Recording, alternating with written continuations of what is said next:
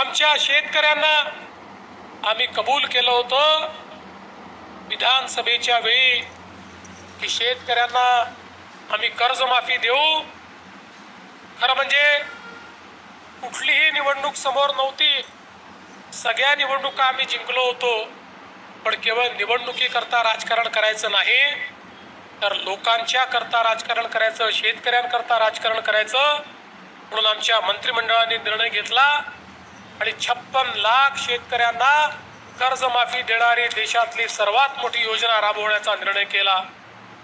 अर्थात आमचे मुश्रीफ साहेब त्यावेळी म्हणाले की आमच्याकडे सगळे कर्ज भरतात, कर्ज न भरू शकणारे शेतकरी कमी आहेत, पण त्याही शेतकऱ्यांचं आपण लक्ष ठेवलेलं आहे। जे नियमित कर्ज भरणारे शेतकरी आहेत त्यांनाही 50,000 रुपये प्रोत्साहन हे आपल्या शासनाच्या माध्यमातून आपण देतो। यासोबत आपल्या शेतकऱ्यांना मोफत वीज देण्याचा आपण निर्णय केला। आज दरवर्षी राज्य सरकारच्या तिजोरीतून 25,000 कोटी रुपये वीज मंडळाला आम्ही देतो आणि शेतकऱ्यांकरता मोफत वीज त्या ठिकाणी खरेदी करतो। आणि एवढंच नाही तर लोक, विशेषतः आमचे शेतकरी हुशार आहेत, ते म्हणाले साहेब ठीक आहे तुम्ही आता तर वसूल करत नाही, पण आमची जुनी थकबाकी आहे, त्याचं तुम्ही नेमकं काय करणार आहात?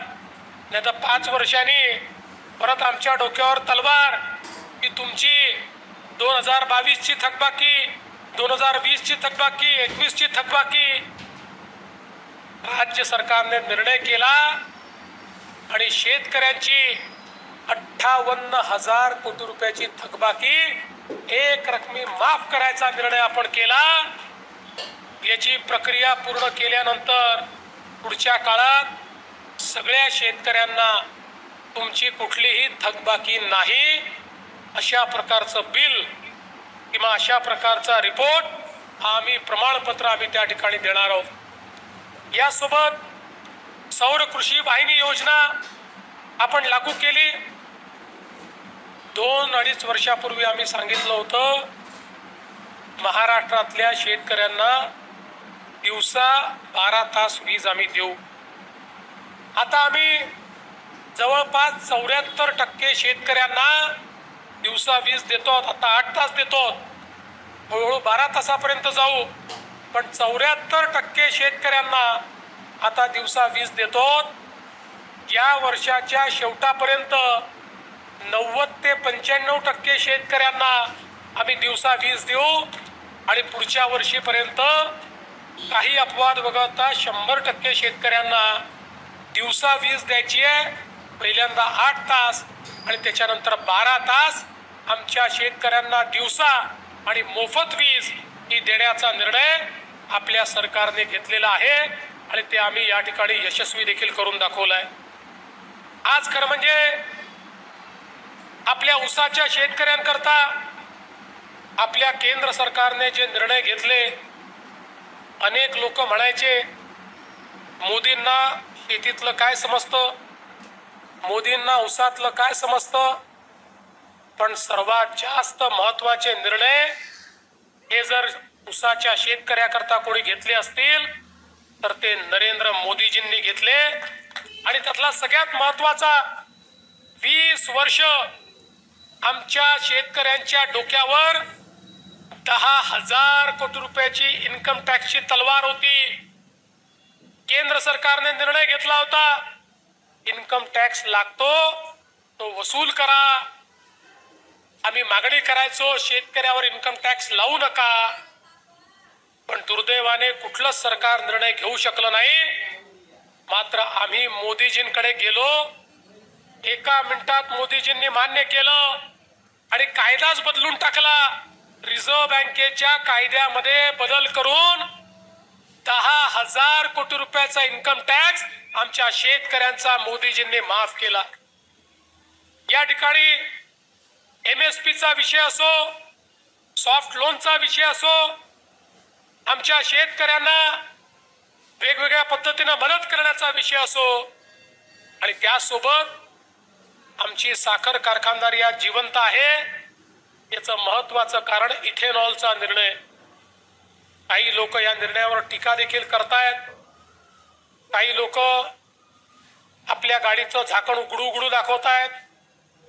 आता ते झाकण उघडल्याने त्यांना काय दिसलं मला समजलेलं नाही, परंतु या ठिकाणी हे जे काही इथेनॉल मिश्रित पेट्रोल आहे याच्यामुळे तुमची गाडी बिघडली अशा पद्धतीचा पुरावा द्या असं मी नाही म्हटलं. ज्या कंपन्या आहेत पेट्रोलियमच्या आणि गाड्यांच्या या दोघांनी सांगितलं. अजून तरी कोणी पुरावा घेऊन आलेलं नाही. केवळ सोशल मीडियावर रोज त्या ठिकाणी टीका चालली आहे. ठीक आहे, ती टीका त्यांच्या जागी. पण आज मला सांगा, मुश्रीफ साहेब तुम्ही कारखानदारीत आहे, कोरे साहेब तुम्ही कारखानदारीत आहे, मला सांगा इथेनॉलचा निर्णय झाला नसता तर या महाराष्ट्रात आणि भारतामध्ये साखर कारखानदारी जिवंत राहिली असती का? एकही कारखाना या महाराष्ट्रातला जिवंत राहू शकला नसता. आज जो काही या ठिकाणी कारखाना चालतोय, आमच्या शेतकऱ्यांना FRP मिळतोय. कोल्हापूर जिल्ह्यामध्ये तर FRPचे नवनवीन उच्चांकच आहेत. याचं एकमेव कारण आमच्या या मोदीजींच्या सरकारने घेतलेला इथेनॉलचा निर्णय. आणि म्हणून बंधू भगिनींनो, आता पुढच्या काळामध्ये या ठिकाणी अनेक असे निर्णय हे मोदीजींच्या सरकारने घेतले ज्यामध्ये आपल्याला कल्पना आहे की प्रधानमंत्री नरेंद्र मोदीजी यांनी किसान सन्मान योजना सुरू केली आणि आमच्या शेतकऱ्यांना 6,000 रुपये हे मोदीजींच्या वतीनं देण्यात येतात.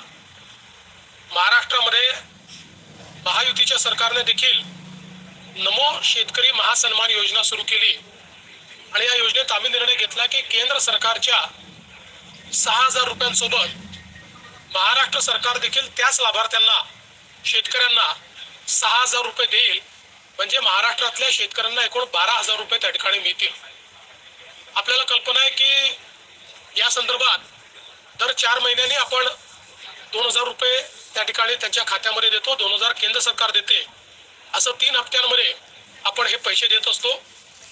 नुकताच प्रधानमंत्री महोदयांनी 20वा हप्ता या योजनेचा त्या ठिकाणी दिला आणि त्याच अनुषंगाने आता आपण देखील आज मंत्रिमंडळ बैठकीनंतर शेतकऱ्यांच्या खात्यामध्ये आपला नमो शेतकरी महासन्मान योजनेचा जो हप्ता आहे तो जमा करण्याकरता आपण कार्यक्रम केला आणि एका क्लिकवर हे पैसे आता जमा झालेले आहेत. अशाच नवनवीन अपडेटसाठी व्हिडिओला लाईक करा, चॅनलला सबस्क्राईब करा. सर्व शासकीय योजनांची अचूक व वेगवान माहिती फक्त विसावा या आपल्या चॅनलवर.